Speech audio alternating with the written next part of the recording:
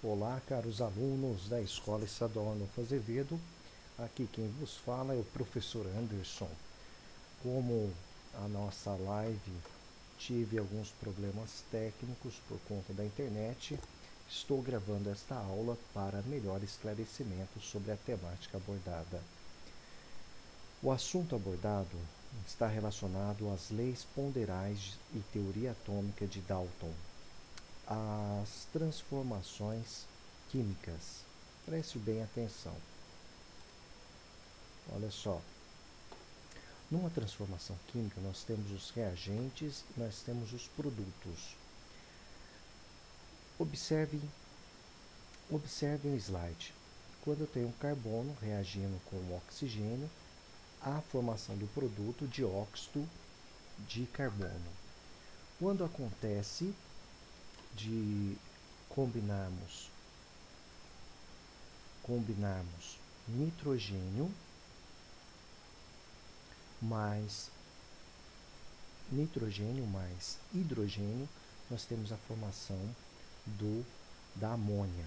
Uma coisa interessante que vocês têm que observar em uma equação química, a quantidade dos elementos químicos nos reagentes e nos produtos. Observe que nos reagentes eu tenho um carbono.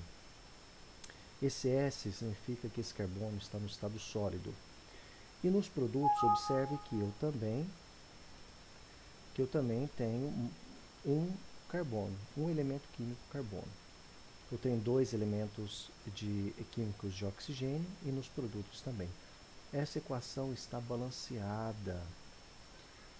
E aqui, dois nitrogênios nos reagentes, dois nitrogênios nos produtos. Para saber a quantidade de hidrogênios, eu tenho que multiplicar 3 vezes 2, vai dar 6. Eu tenho 6 hidrogênios nos reagentes. E se eu multiplicar aqui, 2 vezes 3, também vou ter 6 hidrogênios nos produtos. Essas são chamadas leis das combinações químicas. Elas foram desenvolvidas no século XVIII. No século XVIII foram leis empíricas, ou seja, o que são leis empíricas? São aquelas leis que foram realizadas concretamente, né? Não são apenas teorias, né?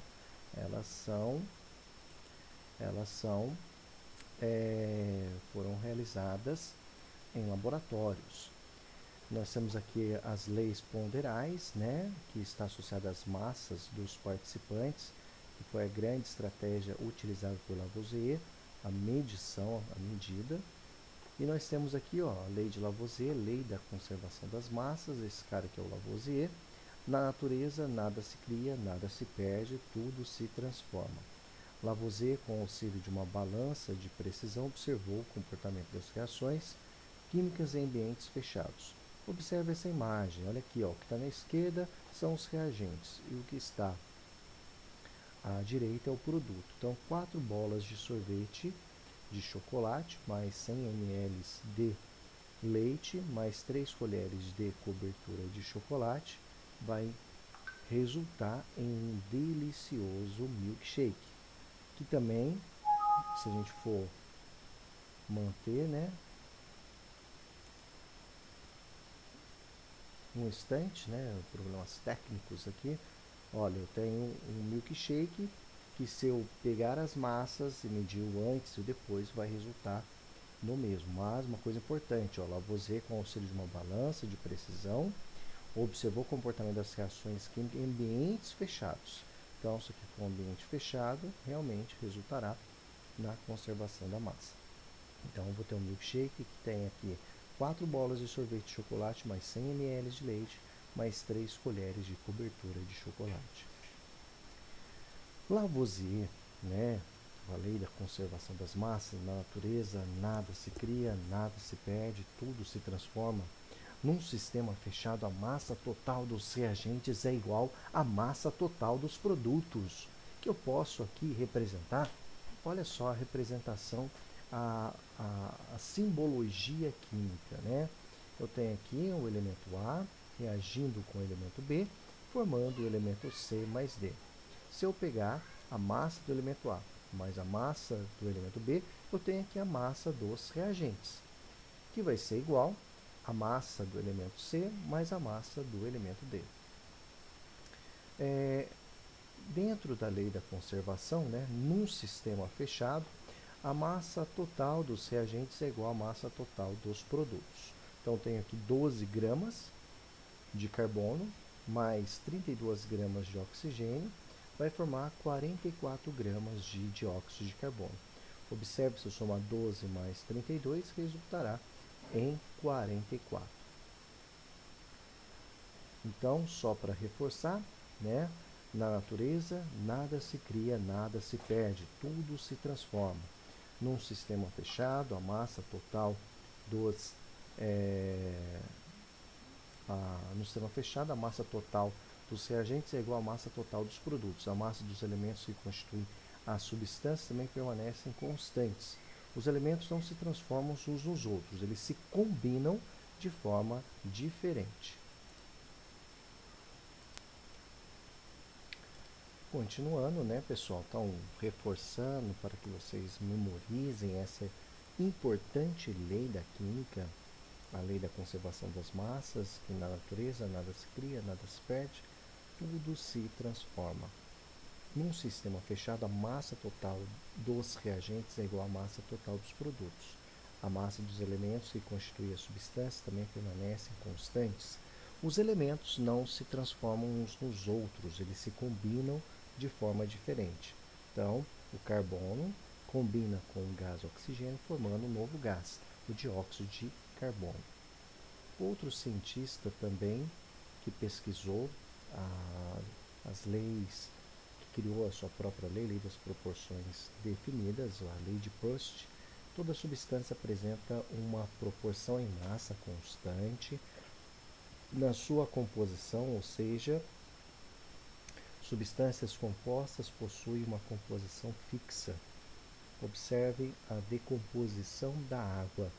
Então, duas moléculas de água, pelo processo da eletrólise, né, se decompõem no gás oxigênio e no gás hidrogênio.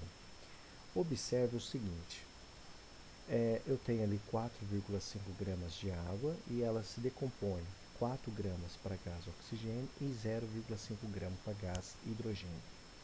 Na segunda experiência, 9 gramas de água se decompõe em 8 gramas de oxigênio e 1 grama de hidrogênio.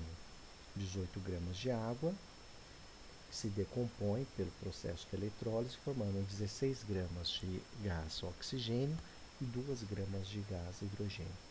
Se eu fizer a divisão entre a massa do gás hidrogênio com a massa do gás oxigênio, vai dar 1/8. Ou seja, para cada 1 grama de gás oxigênio, eu vou reagir, né? Para cada 1 grama, né, de gás, é 1/8, né? A razão entre a massa de hidrogênio com a massa de oxigênio. Então, a lei de Proust, lei das proporções definidas, né? Toda substância apresenta uma proporção em massa constante na sua composição, ou seja, substâncias compostas possuem uma composição fixa. Então, observe essa representação, né? Carbono reagindo com gás oxigênio, formando dióxido de carbono. Então, 12 gramas de carbono reage com 32 gramas de gás oxigênio, formando 44 gramas de gás carbônico. Os números mudaram, mas a proporção permanece a mesma. Olha só aqui, ó, 24 gramas de carbono reage com 64 gramas de oxigênio, formando 82 gramas de gás carbônico. E essa lei da proporção, a lei de Proust, está muito associada à receita de bolo, pessoal. Então, observe essa receita de bolo, né? Para fazer essa quantidade, eu preciso, para fazer um bolo normal, um bolo pequeno, eu preciso de 4 ovos, 1 xícara de açúcar, 2 xícaras de leite fervente, 1 xícara de óleo, 2 xícaras de farinha de trigo, 1 xícara de chocolate em pó, 1 colher de chá de bicarbonato e 1 colher de fermento em pó. Misturo todos os ingredientes, coloco no forno e resulta nessa porção. Agora, se eu quero fazer uma quantidade maior, vem meu tio, aqui é para servir 4 pessoas, né? Aqui para servir 8 pessoas ou 12 pessoas, né? Aí eu vou precisar de 3 vezes mais a quantidade de ingredientes para fazer um bolo 3 vezes maior. Essa é a ideia do princípio da lei das proporções, tá? Então, lei da proporção definida lá, ó, eu tenho aqui, ó, 12 gramas de carbono reage com 32 gramas de oxigênio, formando 44 gramas de gás carbônico. 24 gramas de carbono com 64 gramas de oxigênio, formando 88 gramas de gás carbônico. 6 gramas de oxigênio reage com 6 gramas de carbono reage com 16 gramas de oxigênio, formando 22 gramas de carbono. 3 gramas de carbono reage com 8 gramas de gás oxigênio, formando 16 gramas de dióxido de carbono. Observe que respeita a lei de Lavoisier, né? A massa dos reagentes é igual à massa dos produtos. Se uma das substâncias for colocada em quantidade superior à definida pela proporção, o excesso não participa da reação. Essa lei não é válida para misturas, pois essa não possui composição constante. Outra lei importante é a lei de Dalton, a lei das proporções múltiplas. Dois elementos se combinam em proporções diferentes, formando compostos diferentes. Mantendo constante a massa de um dos elementos, a massa necessária do outro elemento apresentará uma relação de números inteiros e pequenos. Observem, eu tenho aqui N2 mais O2 vai formar aqui a amônia, NH3, né? Então, 28 gramas do gás oxigênio reage com 16 gramas do gás oxigênio, formando aqui o óxido de enxofre, 44 gramas.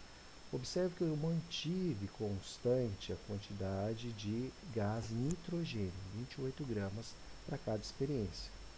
Observe que, variando a quantidade de oxigênio, vai formar óxidos de nitrogênios diferentes.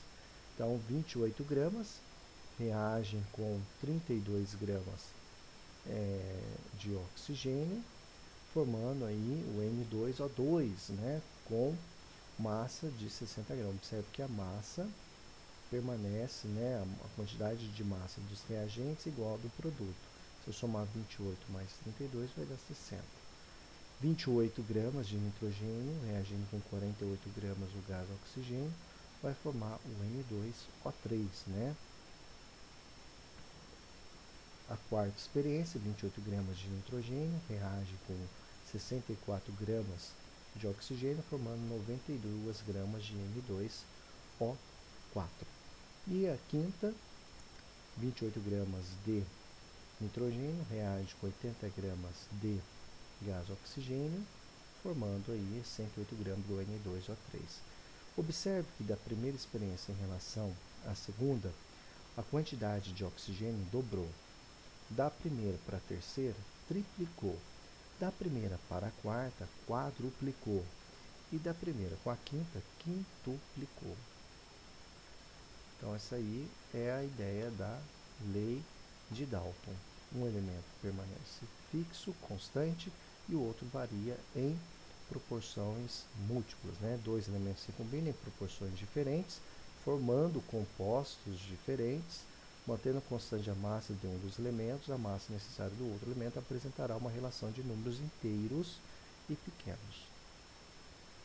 Modelo atômico de Dalton, né? Toda a matéria é composta de partículas fundamentais, os átomos, pequenas partículas esféricas, maciças, indestrutíveis e indivisíveis. O modelo atômico de Dalton está associado à bola de bilhar. Os elementos são caracterizados por seus átomos. Todos os átomos de um dado elemento são idênticos. Átomos de diferentes elementos têm propriedades distintas.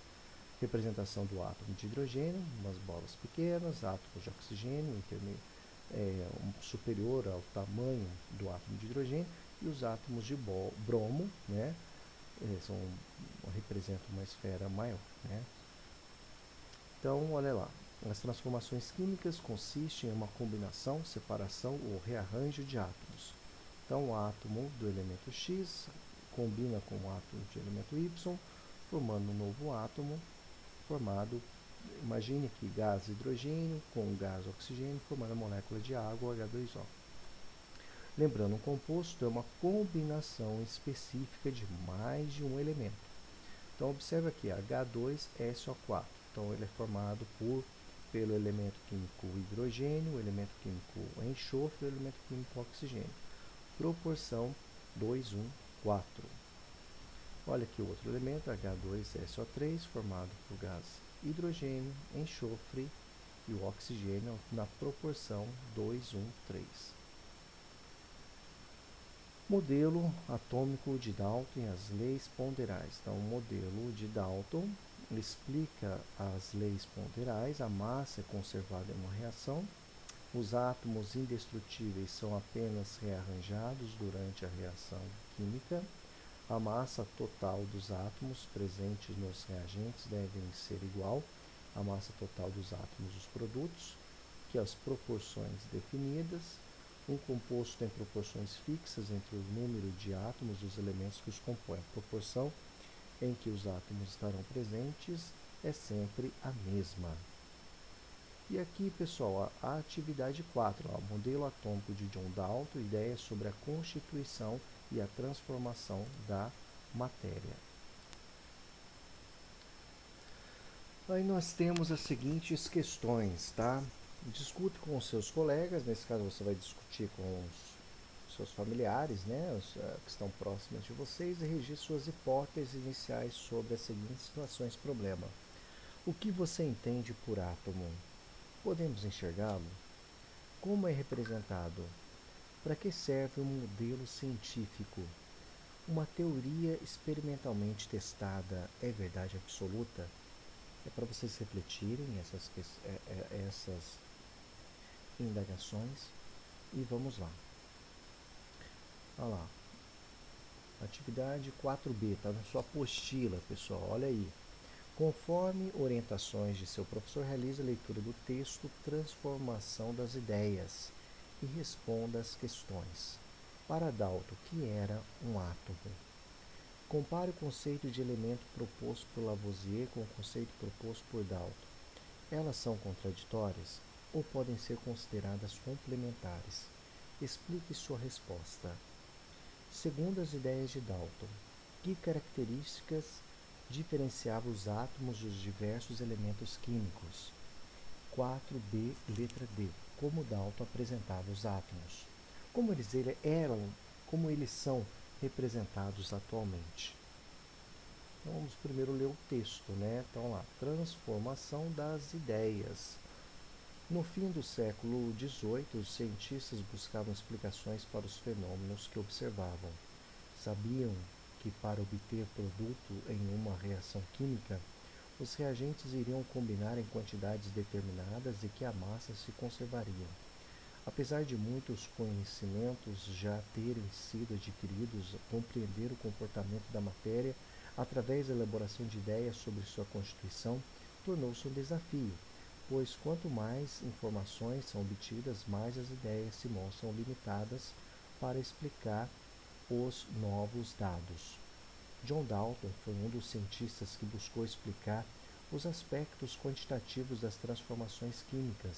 Em suas pesquisas, decidiu aceitar a ideia definida por Lavoisier de que os gases são formados por corpúsculos. Dalton propôs que para diferenciar os corpúsculos, átomos, teria que ser levado em conta a massa.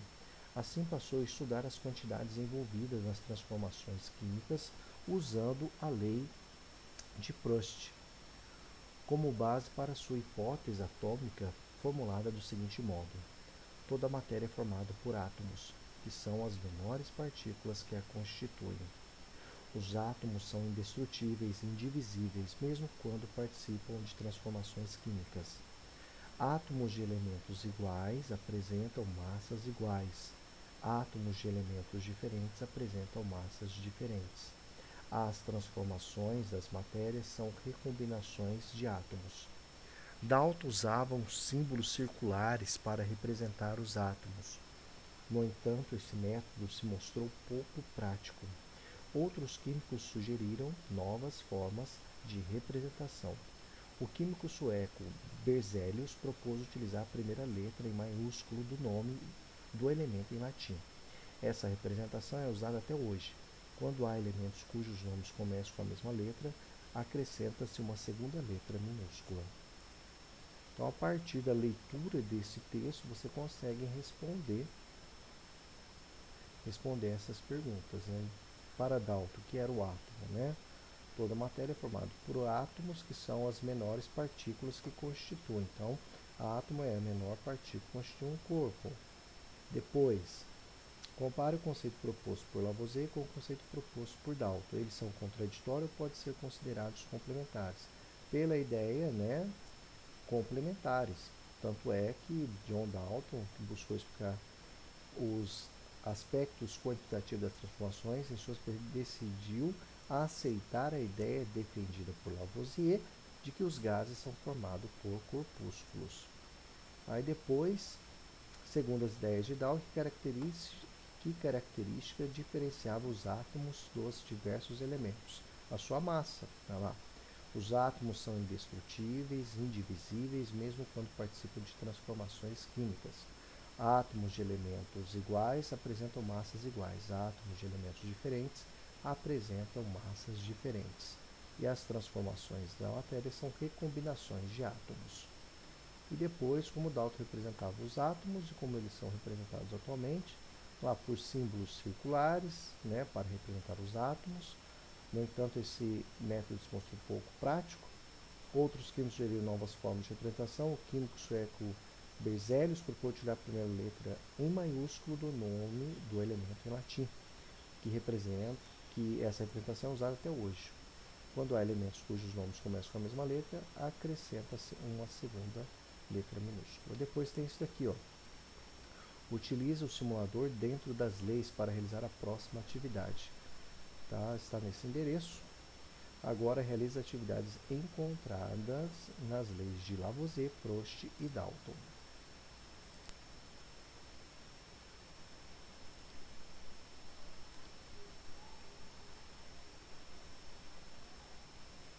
Agora nós vamos acessar esse simulador dentro das leis para realizar a próxima atividade. Agora realiza atividades encontradas nas leis de Lavoisier, Proust e Dalton segundo as orientações do seu professor. Então nós vamos aqui, ó, esse é o simulador nesse endereço. Essa aula de química me deu muita fome. Vou à lanchonete comer um sanduíche e aproveitar para pôr em prática o que aprendi hoje sobre as leis ponderais. Vamos comigo. Vi na minha aula que as leis ponderais falam das massas das substâncias participantes de uma reação química. Sendo assim, vou montar meu sanduíche como uma equação e trabalhar com as massas dos elementos que o formam. O sanduíche misto é formado por pão, queijo e presunto. Cada um desses elementos possui as seguintes massas: 50 gramas de fatia de pão, 15 gramas de fatia de presunto, 10 gramas de fatia de queijo, que resultará no meu misto, que terá uma massa de 75 gramas. Observe que a massa dos reagentes, 50 mais 15 mais 10 dá 75, que é igual a 75 gramas do misto. Agora, que tal conhecer as principais leis ponderais, entender como cada uma delas funciona? Para isso, basta ir à linha do tempo e clicar na lei que deseja explorar. Vamos lá? Primeiro vamos explorar a lei de Lavoisier. Ela foi enunciada em 1774. A lei de Lavoisier diz que numa reação química a soma das massas dos reagentes é sempre igual à soma das massas dos produtos. Vamos usar o sanduíche que montamos para entendermos como funciona essa lei. Veja que a soma das massas dos reagentes, pão mais presunto mais queijo, 50 mais 15 mais 10 é exatamente igual a soma das massas dos produtos, 75. Já que aprendemos a fazer a associação da lei de Lavoisier com a formação do sanduíche, que tal uma atividade para entendermos como ela funciona com os elementos químicos?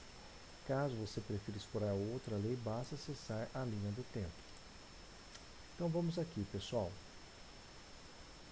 Vamos formar aqui, ó, o metano, tá? O metano, pessoal, é formado de carbono, tá? E hidrogênio. Vamos pôr aqui o metano. Aqui, ó, a partir dos produtos e reagentes fornecidos, escolha a reação que você deseja montar de modo que a balança seja equilibrada. Observe que a balança não está equilibrada. Observe que o metano ele é formado de um átomo de carbono e 4 de hidrogênios. Eu coloquei apenas um. Então, vou colocar mais um. Olha lá, agora sim.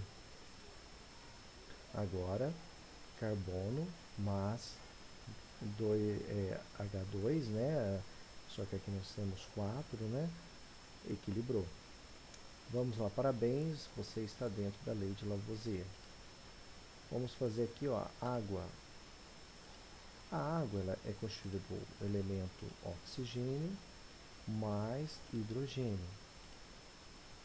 Observe que ainda não balanceou. Agora sim, 32 gramas de oxigênio reage com 4 gramas de hidrogênio, formando 36 gramas de água. Olha lá, tribrometo de ferro, pessoal. Então vamos lá, ó. Nós temos aqui ferro. Nós vamos ter lá tribrometo de ferro, então tem 3 átomos de bromo.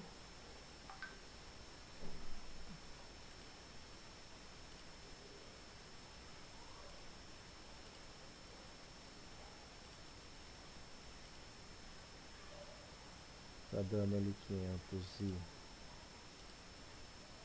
agora deu mais.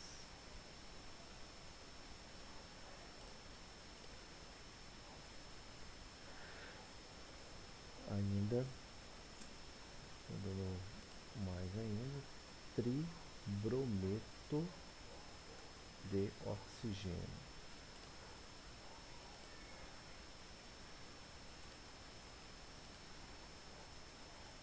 Então vamos ver como que é a molécula do tribrometo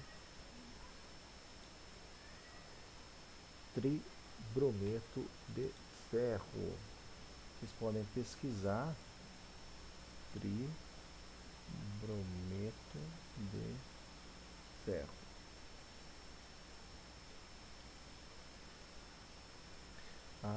São 3 átomos de bromo, tá? E um de ferro.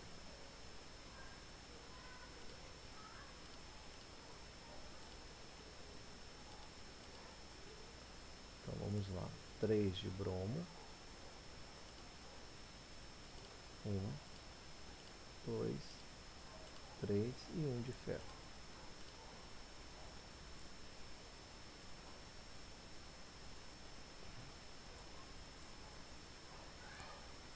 Ainda não deu certo.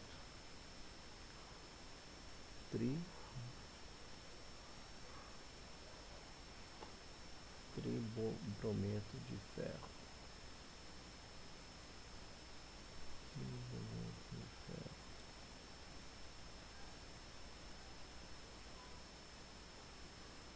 Um momento.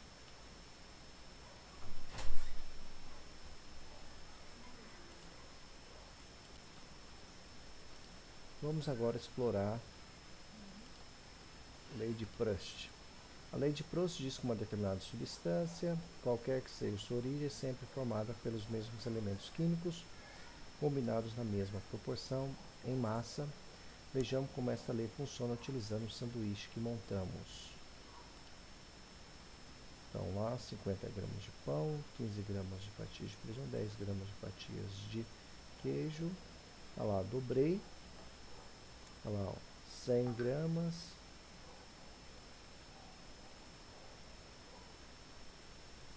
Olha lá, ó, tripliquei lá, 150 gramas de fatias de pão, 45 gramas de fatias de presunto, 30 gramas de fatia de redução, dando 3 sanduíches, que terá uma massa de 225 gramas de misto.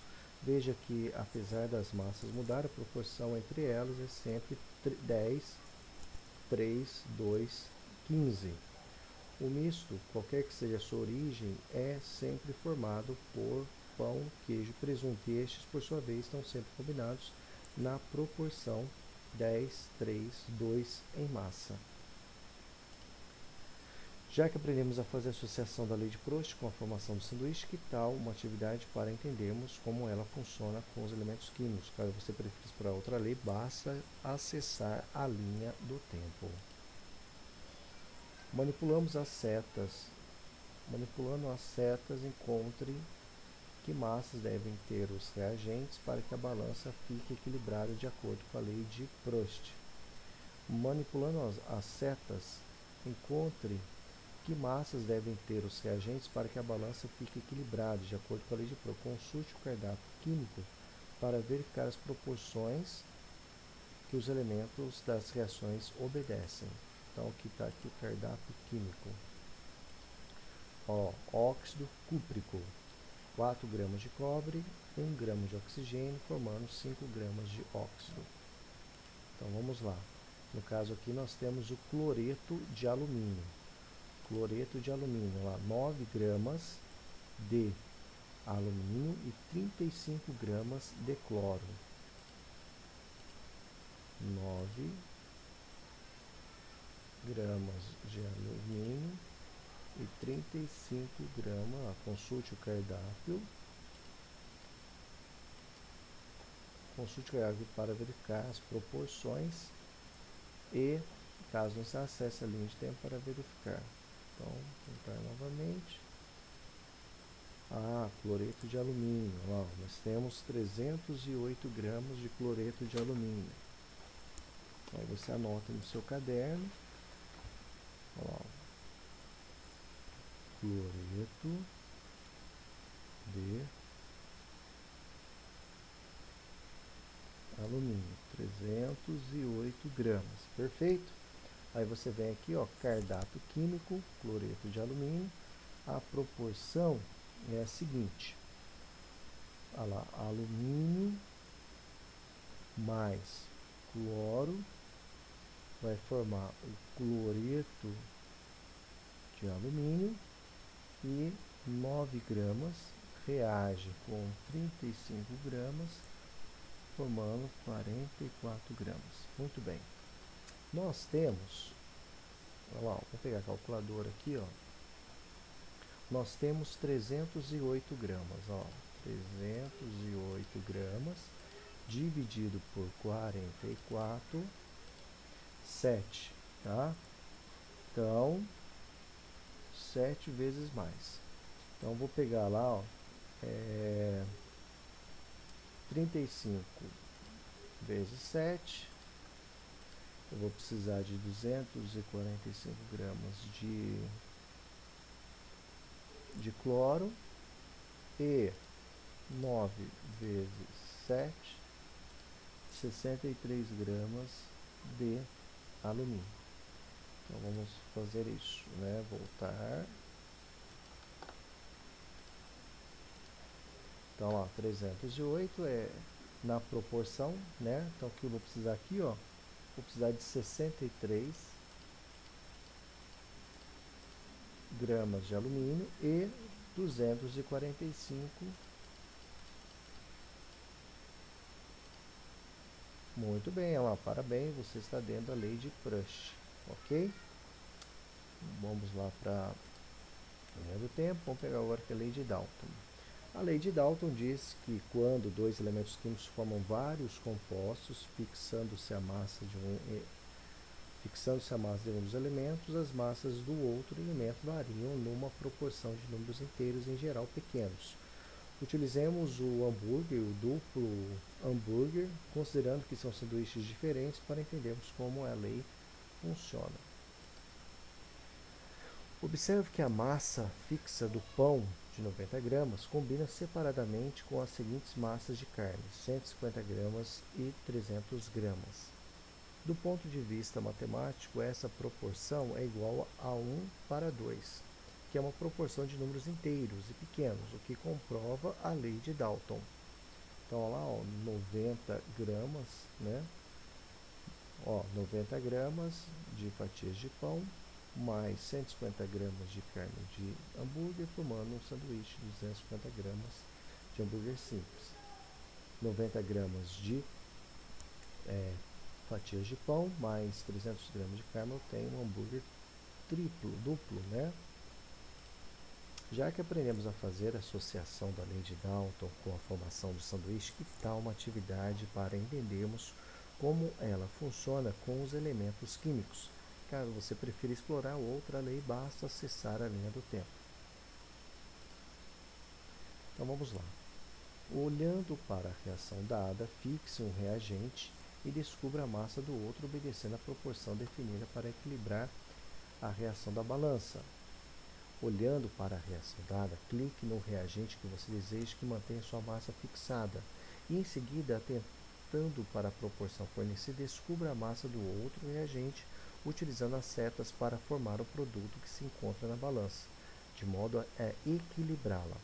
Não esqueça de comparar a reação dada com a reação que você montou na balança para ver se ela está de acordo com a lei de Dalton.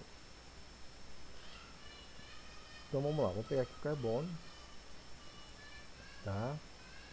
O carbono, a relação lá, nós temos lá carbono mais oxigênio,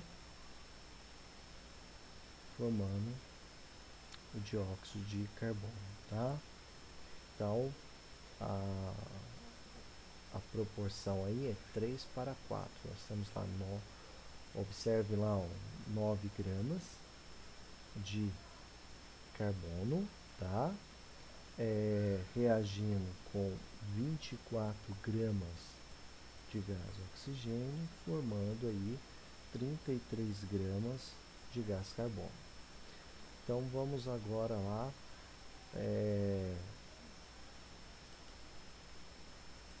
alterar a quantidade de oxigênio, tá? Olha lá, 24.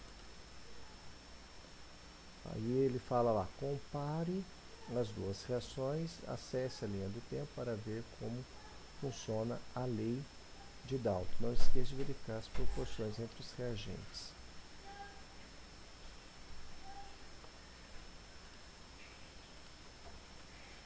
Clique na lei que você deseja explorar. Então lá, ó,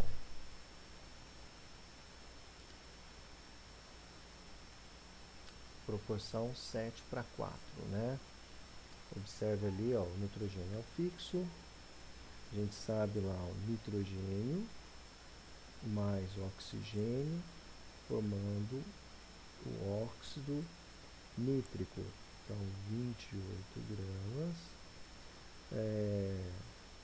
7:4.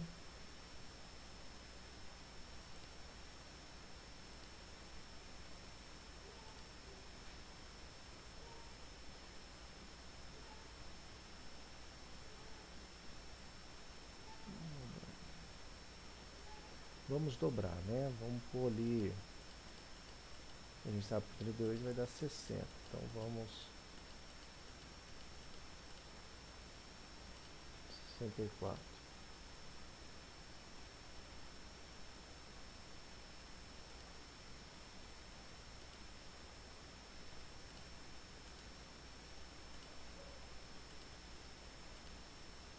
Vamos tentar novamente. Um pouco de nitrogênio. Então 1,75. Então vamos pegar lá.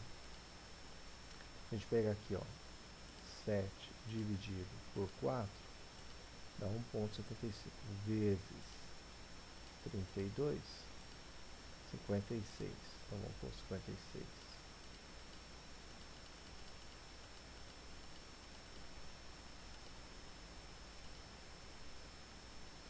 compara a linha do tempo. E aí a gente vai fazendo a comparação. Vamos ver também aqui, para a gente entender.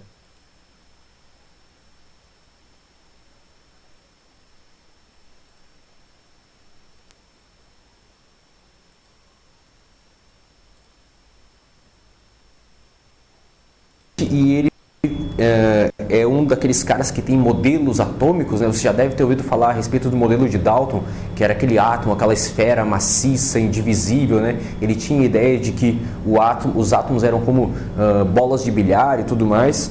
Inclusive, o próprio nome daltonismo, que é aquela doença que as pessoas têm dificuldade de diferenciar tons de cores e tudo mais, foi dado esse nome a essa doença em homenagem a ele, que inclusive eu sou daltônico para tons de laranja e verde. Não que eu confunda uma coisa com a outra, mas às vezes eu acho que é incolor, mas ainda está verde. Isso no laboratório, quando eu estava na faculdade, me gerou alguns problemas. Tudo bem, vamos parar de falar de mim e falar de química. Bom, olha o enunciado da lei de Dalton. Não é muito simples de se entender, mas com exemplos a coisa facilita.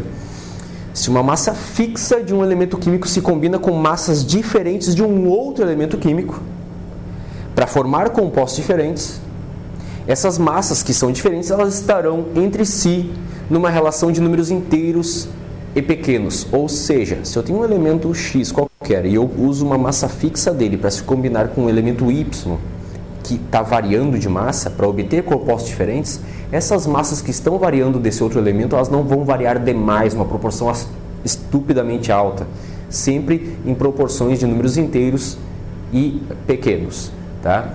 Onde eu quero chegar? Vamos pegar esse exemplo aqui, Eu tenho aqui nitrogênio se combinando com oxigênio para formar diferentes óxidos, e estão aqui eles. Eu não inventei nenhuma dessas fórmulas, esses óxidos, todos eles existem. Eles são oriundos de combinações entre proporções diferentes de nitrogênio e oxigênio. Tudo bem. O que você observa aqui? Olhe as massas de nitrogênio que eu estou utilizando. O que você pode me dizer?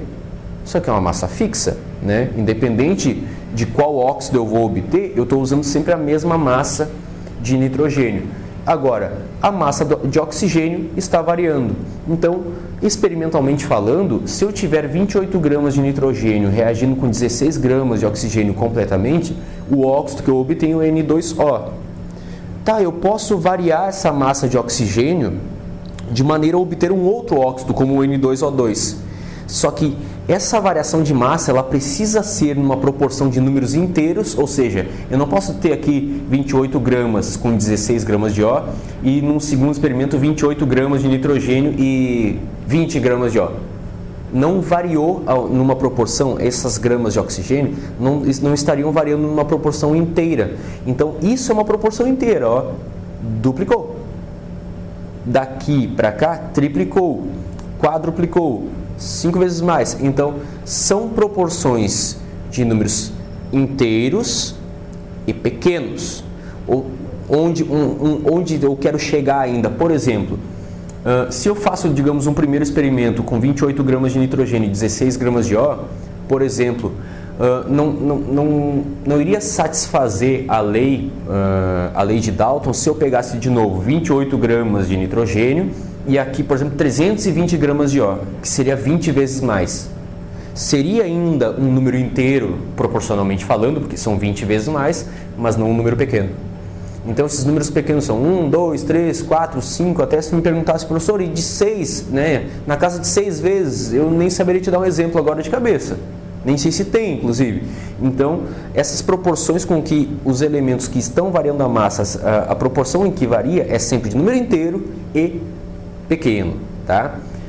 Ah, mas que coisa, né? Que coisa específica esse troço, assim, nossa, que ponto tão pequeno da matéria tu está pegando? Na verdade, não. Por exemplo, é a lei de Dalton que explica, né, eu ter CO e CO2. Mantenho o carbono, estou variando o oxigênio em proporções pequenas, aqui de 1 para 2.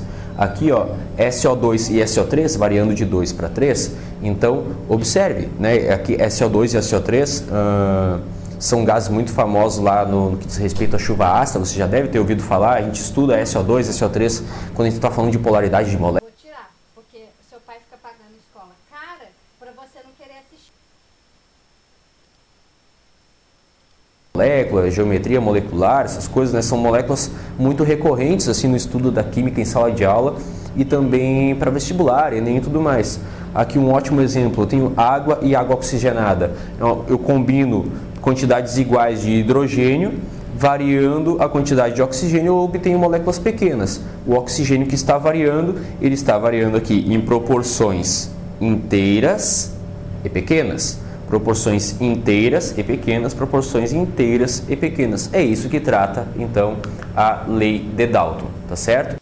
Espero que tenha gostado da aula aí. Se você quiser...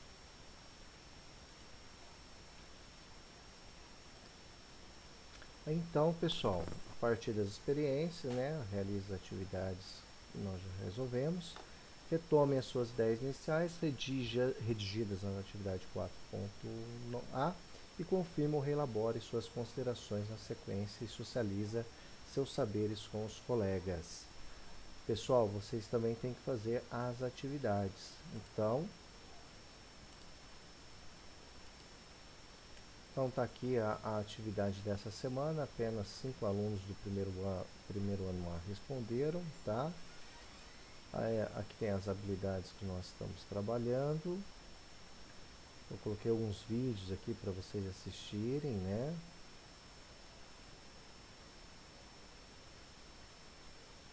E tem as perguntas lá. No fim do século XIX começaram a aparecer evidências de que o átomo não era a menor partícula constituinte da matéria.